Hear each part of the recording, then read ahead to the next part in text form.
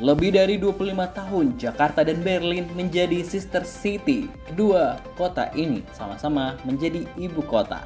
Tentu dalam bidang transportasi, kedua kota ini sungguh mumpuni ya.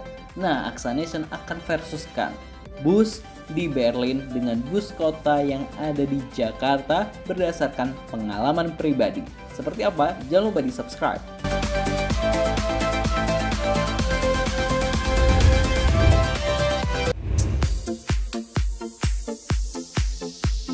Pertama dari jenis bus. Bus di Berlin tentu sangat mumpuni. Di kota Berlin, bus didominasi warna kuning, namun ada beberapa warna lainnya tergantung jalurnya. Sepertinya, bus yang digunakan merupakan bus jenis lodek. Ada yang listrik ataupun hybrid. Ada dua jenis bus di Berlin, yaitu bertingkat atau bergandeng dua.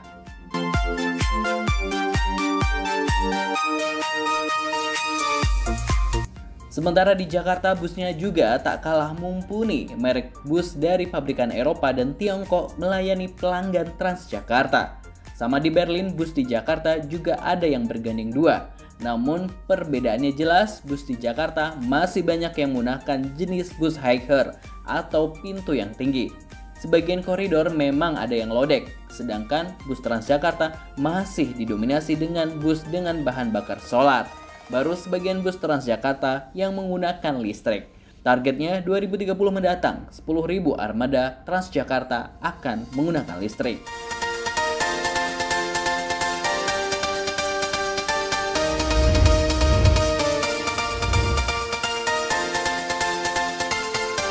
Selanjutnya halte bus atau bus stop.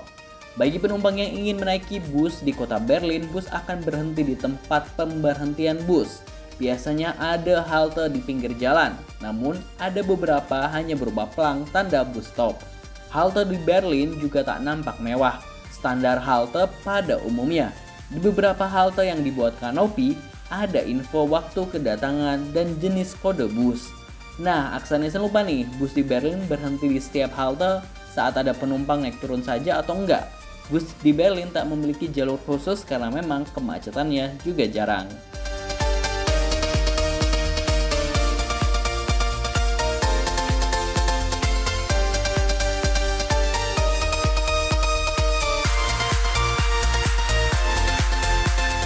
Soal halte tentu Jakarta sangat berbeda. Ini juga tak lepas dari Jakarta yang memiliki jalur bus sendiri.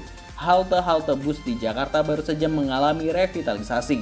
Banyak di antaranya yang kini tampil lebih mewah dan modern. Halte Transjakarta kini bukan sekedar tempat pemberhentian saja, namun juga dilengkapi banyak fasilitas, mulai dari musola, toilet, hingga F&B.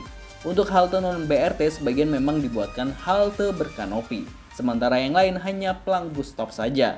Bus akan berhenti di setiap halte, jadi penumpang tinggal tunggu saja, tak perlu melambai-lambaikan tangan.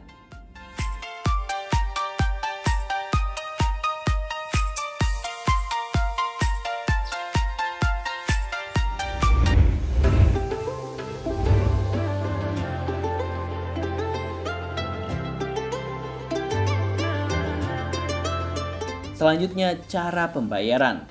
Nah, kalau soal pembayaran ini Berlin memang kelas banget ya pemerintahannya, di mana warga atau wisatawan wajib memiliki kartu yang dapat dibeli di mesin-mesin kartu. Nah, kemarin sewaktu Aksanation ke sana, kami membeli kartu seharga 9 euro atau sekitar 150 ribuan. Nah, kartu ini berlaku selama 3 bulan karena sedang ada promo, tapi biasanya hanya berlaku 1 bulanan. Dengan kartu tersebut kita bisa keluar masuk semua moda transportasi, bukan hanya bus saja loh. Dan kita tak perlu melakukan tap in ataupun tap out. Naik transportasi ya masuk-masuk aja, keluar-keluar aja, turun ya turun aja. Tapi kartu itu wajib dibawa. Jika sewaktu-waktu ada pemeriksaan, jika tidak bawa kartu, maka kita akan dikenakan denda yang mahal. Kalau tidak salah sih sekitar 1 juta rupiah, kalau tidak salah.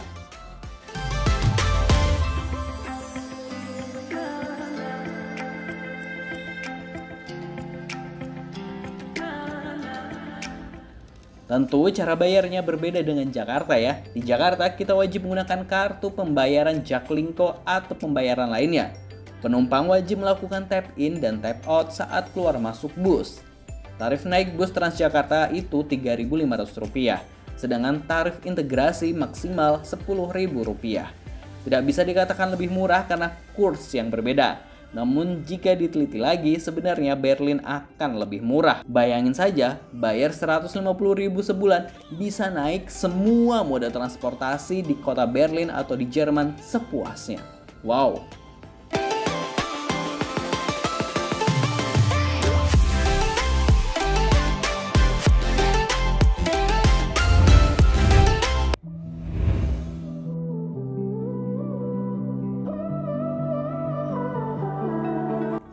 Dari sisi kebersihan, bus-bus di Berlin memang nampak keren jika dilihat dari luar. Nampak bersih, kinclong, menyilaukan mata. Namun soal kebersihan di dalam bus sepertinya di Berlin sangat kurang nih. Aksanation kerap menemui kursi atau dinding bus yang terkena aksi vandalisme dan kadang-kadang ada tumpahan atau bekas kopi di lantai.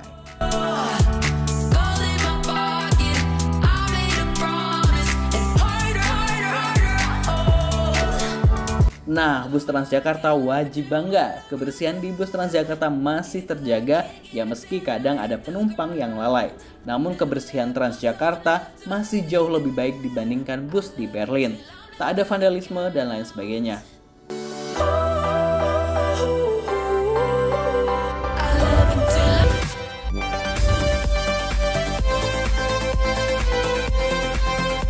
Nah, itu tadi Positive People, cerita pengalaman Aksanation terkait transportasi bus di dua ibu kota yang menjadi sister city. Satunya ibu kota negara maju dan satunya lagi ibu kota negara berkembang. Bagaimana menurut Positive People? Ternyata negara kita, Indonesia, khususnya Jakarta, gak buruk-buruk banget kan ya? Maka dari itu kita mari terus viralkan kebaikan karena dunia harus tahu baiknya kota kita. Jangan lupa subscribe. Wassalamualaikum.